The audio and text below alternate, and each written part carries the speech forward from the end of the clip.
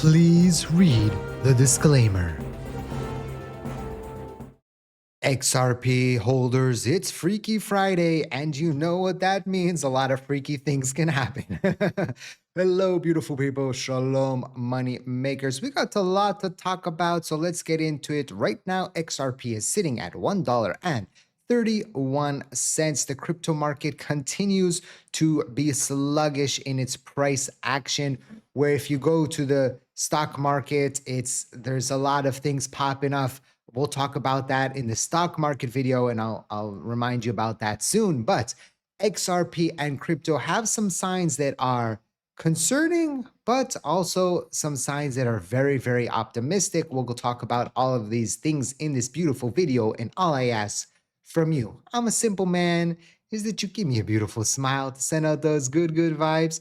Smishity smash that like button, because Friday likes are for free. Don't say I don't spoil you guys. Let's get into it. So like I said, XRP still moving sideways. I think that the crypto market, because there's no real catalyst for the crypto market right now outside of two things. Uno, right? One will be the fact that will there be interest rate reductions or not? That's one thing that could be affecting the crypto market. And number two is the most important one, the Clarity Act. Whereas in the stock market, for example, there's a lot of things that are good right now for everything related to AI, and everything else is not doing so great. Again, we'll talk about that more in the stock video later today on the stock channel. By the way, if you haven't yet subscribed to the new stock channel, it's actually doing good, right? You know, like last video got 3,000 views for a new channel. That's pretty good. The last XRP video that I put out last night also got 3,000 views. So I don't know how to think about that. It is what it is right now. I just saw, for example, a channel that was huge, Elio Trades, saying that at the hype of the Trump, momentum, the Trump win, he was getting like 200,000 views a video. And now he's lucky to get a few thousand, and he's kind of shifted his content. I've seen this a lot with a lot of creators. It is what it is on YouTube. But that's interesting to me that one of the biggest creators that he was getting, 200,000 views, now is barely scratching any views and has had to kind of shift his content. It's also funny because I thought he was like a millionaire, like $100 million heir. So I don't know what's going on there, but it's just funny to me sometimes. But anywho, right now, the crypto market, like we said, not a lot of movement. We are seeing something that a little bit, it could be concerning, but it also makes sense. Crypto fund outflows are accelerating. Crypto ETF posted $1.5 billion outflow last week, the largest weekly outflow since February, right? So February, we had that big pullback, of course, right here. And so that makes sense that February would have seen lots of outflows, because the beginning of February, we had that, what is it, like 30-40% pullback, right? If we just look at the beginning of February, we were here, and already to the 5th, we dropped 30%, but then we did recover. The flows, this follows 1.1 billion withdrawn the previous week, bringing the 2-week total to minus 2.6 billion, the third largest in the last year. Bitcoin again led the outflows at 1.3 billion, with largest weekly sale of 2026. This was followed by Ethereum at 223 million, bringing the total week to 472 million. As a result, Bitcoin year-to-date inflows are down to 2.6 billion. Crypto market momentum has stalled again. Why does this make sense? If you're thinking about this, a lot of the AI stocks right now are booming. Dell, after President Trump talked about it previously, is up 40% pre-market, right? So when you have situations like that and you have all these stocks that are going wild, it makes sense that people that invested in Bitcoin and crypto in the short term will be moving their assets out to go chase the hot stuff, right? But again, it's a lot about diversification. I have my stocks, they are doing very good. Crypto right now, not so much. And that's why, again, I am such a big believer in diversification, in putting your eggs in multiple baskets. As always, I just want to remind you that this video is for educational purposes, for entertainment purposes only, not financial advice. Always do your own due diligence before you decide to invest. I don't remember if I ran the disclaimer there, but I'll add it on later at the beginning if I did. So we'll see what will happen. But listen, the government, the US government, they're trying to push for the crypto market. Again, price action right now, it's sleepy. There's not a lot of sexy things right now in the crypto market, but potentially this could flip really fast. In the next few weeks, we could see a flipperoo, okay? US Treasury Secretary Bessent calls on Congress pass Crypto Clarity Act. The most important thing we can do is make digital assets come into the United States.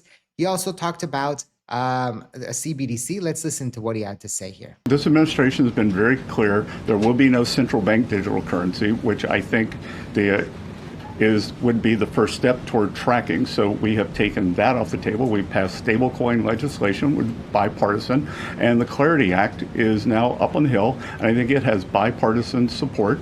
And the most important thing we can do is to make digital assets come into the United States, make the U.S. the home. Our regulation, our best practices are what will ensure good standards for these. When you look at digital assets, all the nonsense that happens, all the things you read about, that's because it's the wild, wild west offshore, so we got to bring it on shore. So I would encourage the House and the Senate to get clarity done. This administration. So, he talks about, it's just what he said, when you hear about Senator Warren, and we talked about her a few days ago, trying to stop the Clarity Act, all the things that she was, campaigning against, the Clarity Act comes to give you a little bit more clarity. No, but it comes to give you the roads. It comes to help and to protect consumers, right? She says here, Eleanor, she says, Treasury Secretary reiterated today that there will be no CBDC under Trump's administration. However, it's worth noting that the House passed Road to Housing Act included a temporary ban on the Fed issue CBDC that expires in December 2030. That bill is yet to pass the Senate, but Leader Thune has signaled that efforts to enact permanent ban would likely face hurdles from Democrats. Some House Republicans have characterized the expiration on the ban as a de facto go-live date for the CBDC because it could reopen the door to the Fed exploring one. Fed Chairman Warsh has said that he would not allow the Fed to move towards a CBDC if it is within his power to stop it. But the proposed CBDC ban sunsets in 2030, the same year Warsh's first term is set to expire. So we'll see what will happen with that. Again, a lot of things, a lot of the shenanigans that happened previously could have potentially been capped with a Clarity Act. So, for example, Senator Loomis says here, without the Clarity Act, if a digital asset exchange goes bankrupt, consumers have no guaranteed rights on their own assets. They join a creditor line with other Wall Street firms and expensive lawyers and hope for the best. This is consumer protection failure Congress must fix.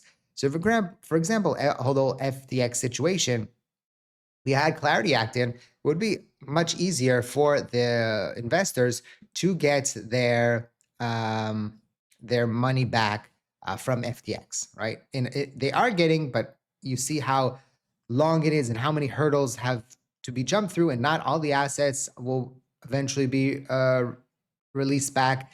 And, maybe remember a while back when people were like, oh, they're going to get it at value it used to be, right? And then, for example, like Solana, I think, was at 200 and something. And they were like, whoa, the value then was it was a big gap between the values. Well, now the market is pulled back a little bit. So I don't know what the values are going to be, but that's going to be very interesting to see how that plays out, just because the crypto market pulled back from those highs. I'm laughing, but I'm sad inside. So we'll see what happens with that whole situation.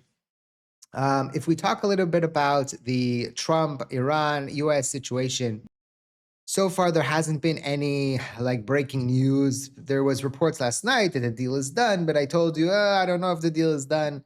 Right now, they're saying that Iran says Trump administration is now desperately requesting an agreement multiple times a day through various channels to unilaterally claim a deal has been agreed, with Iran rejecting each of these requests, saying it will not respond until Iran's terms and goals are fully achieved and accepted, which is far from the currently reality, per a source close to Iran's Galibaf.